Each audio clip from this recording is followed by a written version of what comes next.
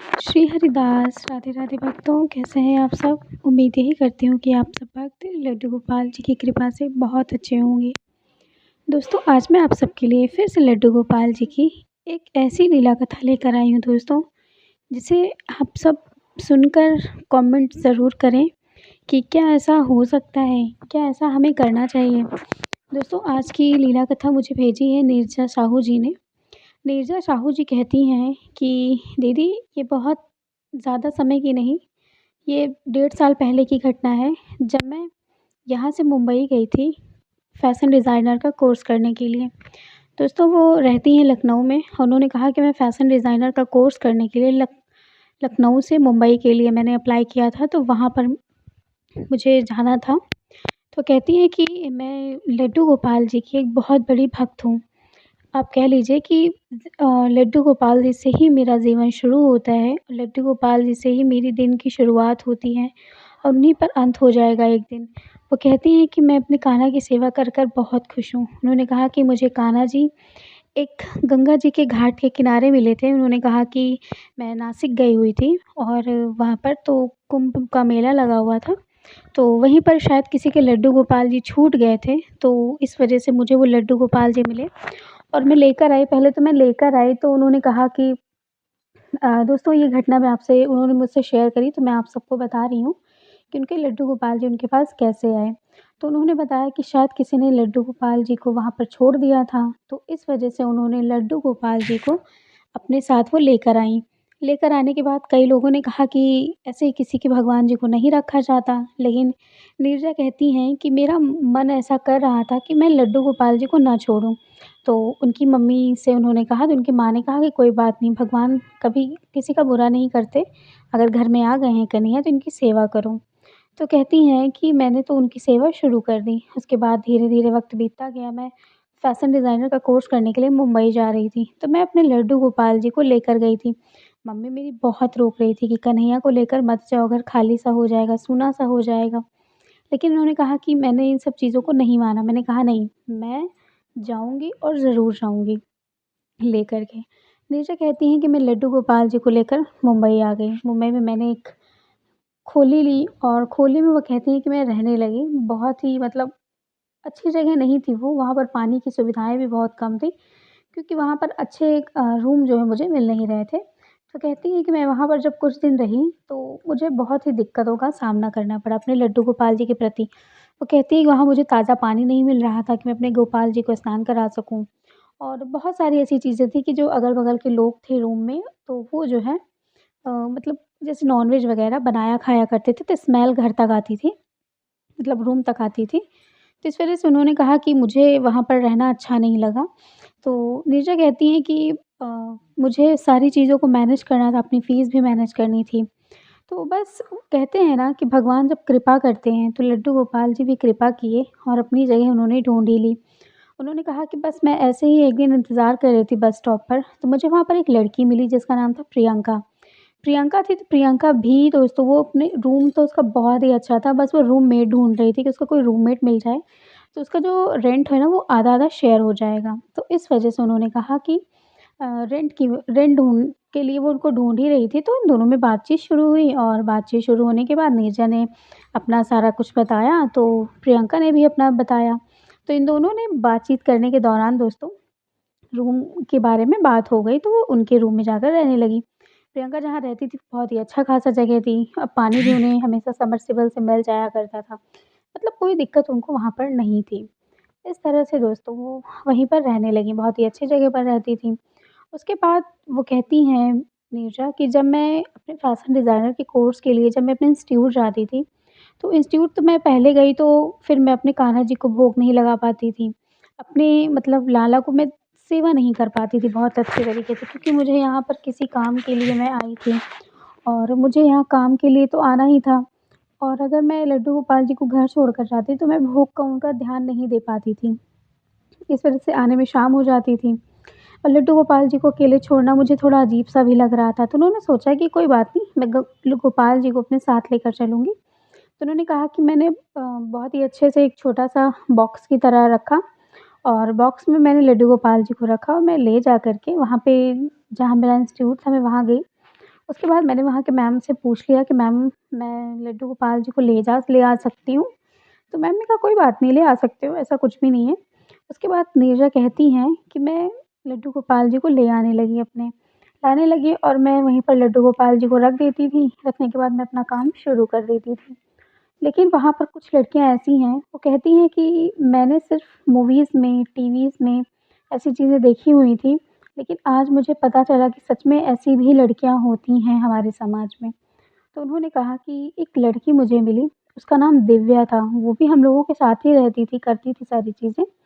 लेकिन उसने मुझसे जब वो मेरे पास उसने पहले जब वो पहली बार आई वहाँ पे, आती तो वो पहले से थी लेकिन मैंने उसे पहली बार देखा।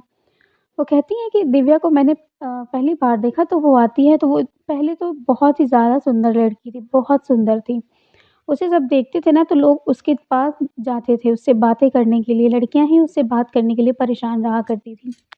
और वो थी कि वो किसी को भाव भी नहीं देती थी। इस तरह से वो कहती हैं कि मैं उससे नहीं बोली क्योंकि मैं देख रही थी कि जब वो खुद किसी से नहीं बोल रही तो मैं उससे बोलकर क्या करूँगी?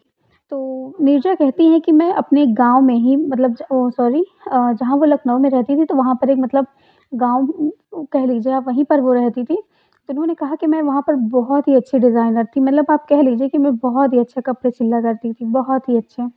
मुझे गाँव क्या शहरों में लोग तारीफ़ करते थे। मैं बहुत अच्छी कढ़ाई भी कर लेती हूँ, बहुत अच्छी डिज़ाइन से भी सिल लेती हूँ।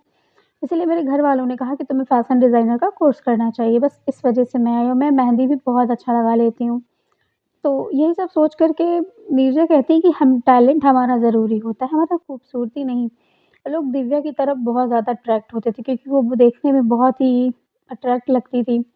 तो नीरजा कहती हैं कि एक दिन दिव्या पानी पीने के लिए वहाँ पर आती है और अपना बॉटल उठाती है।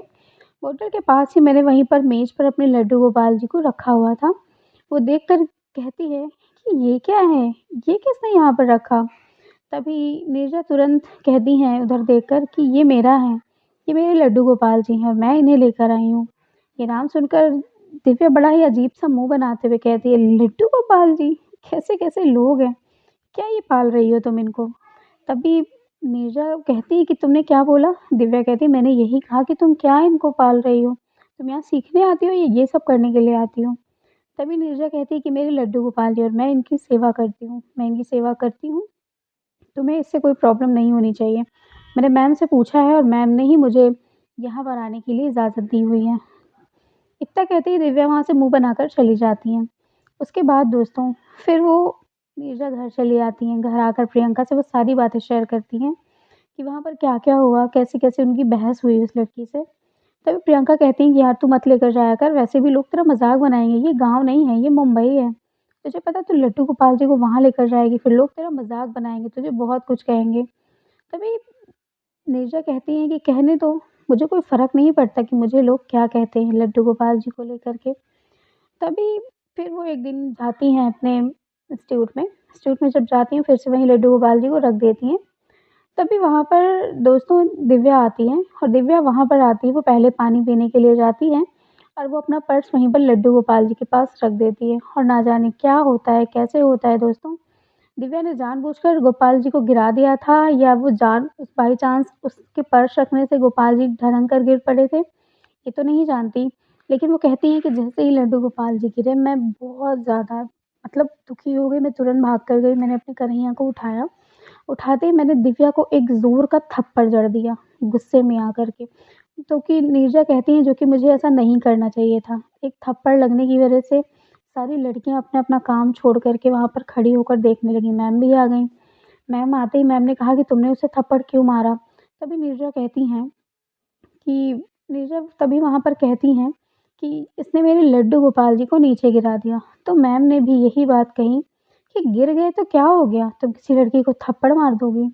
नीरजा कहती है मैम ये जानबूझकर ऐसा कर रही है। उस दिन भी ये मुँह बनाकर ऐसे लड्डू गोपाल जी को कह रही थी।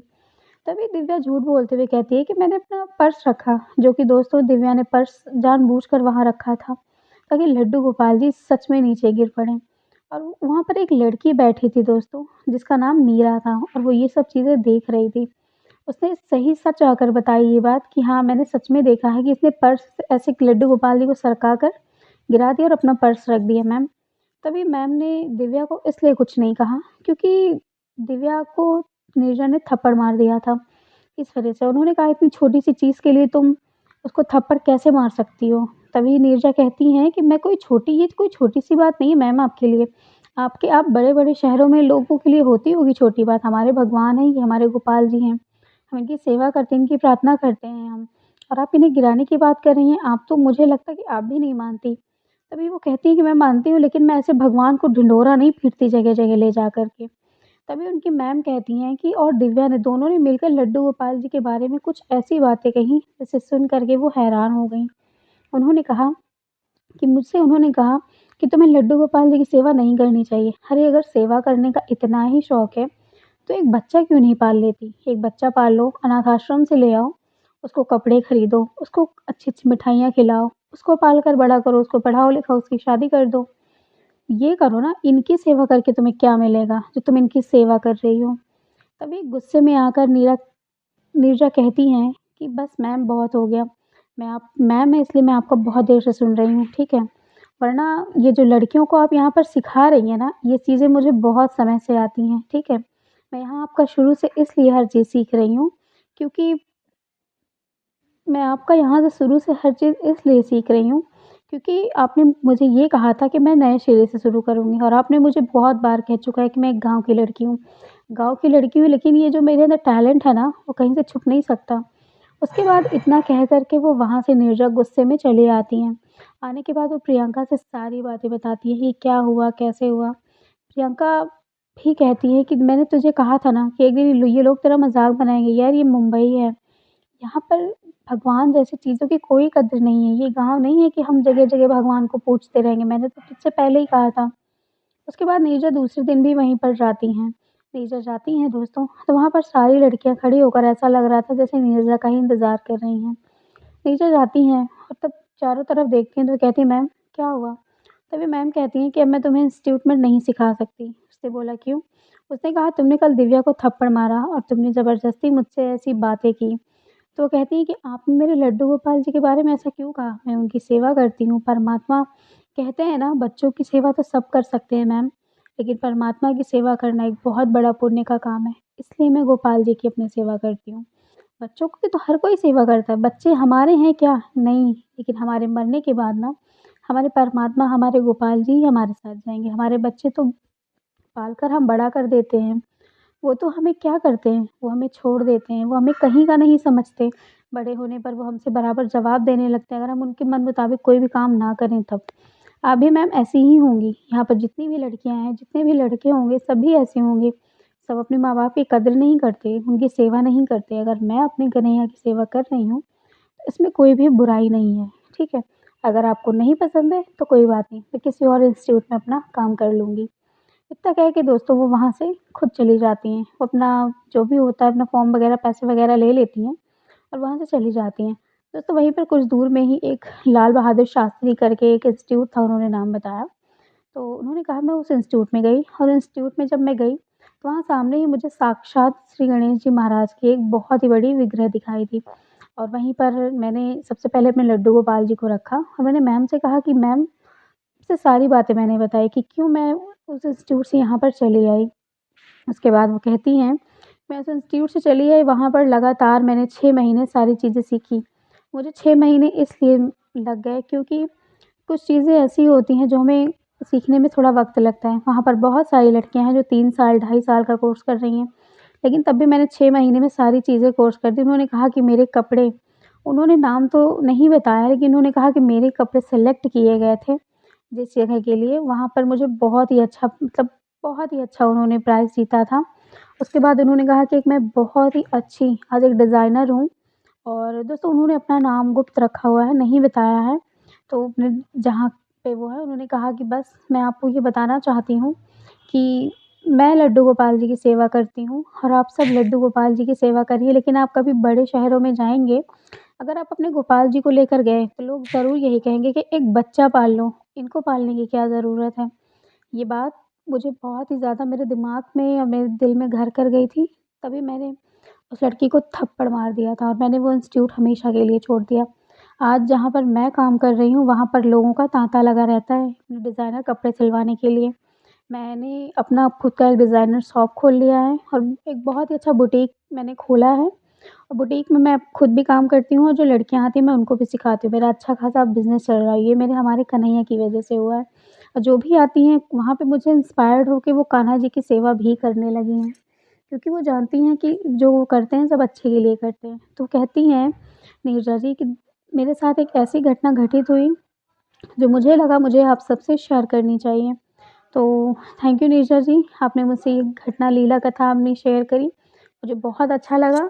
जो लोग को मुँह पे तमाचा लगा है, जो आपने किया बहुत मुझे अच्छा लगा कि चलिए आपने अपने भगवान के लिए, हमारे परमेश्वर के लिए किसी से मतलब बहस की। बहुत अच्छा लगा मुझे कि भगवान को लोग पता नहीं क्या समझते हैं। पता नहीं क्यों हमारे लड्डू गोपाल जी की सेवा से सबको तकलीफ़ होती है, ना जाने क्यों? जैसे आपको उस मुंबई जैसे शहर में जाकर उन्होंने ये भी बताया कि हम गाँव की लड़कियाँ अगर शहर में जाते हैं ना, तो उनके साथ ये सब हो रहा आम बात है। वो कहती है मेरे साथ होता तो मैं बर्दाश्त कर लेती, लेकिन हुआ मेरे लड्डू गोपाल जी के साथ। इसलिए मैं अपने गोपाल जी को साथ कभी नहीं बर्दाश्त कर सकती कुछ भी गलत। दोस्तों फिर उन्होंने कहा कि मैं आज तक वहाँ पर नहीं गई। वो लोग आज भी मुझे ऑफ़र करने के लिए आते हैं कि मैं मतलब मेरे भी कपड़े आप डिज़ाइन करो, लेकिन मैं मना कर देती हूँ तुरंत। तो उसके बाद दोस्तों उन्होंने कहा कि बस ये सब मेरे कन्हैया की लीला है। तो दोस्तों आपको कैसी लगी ये लीला मुझे ज़रूर बताइएगा। चलिए मिलूँगी फिर से लड्डू गोपाल जी की एक नई लीला कथा के साथ। तब तक के लिए राधे राधे, जय श्री कृष्ण।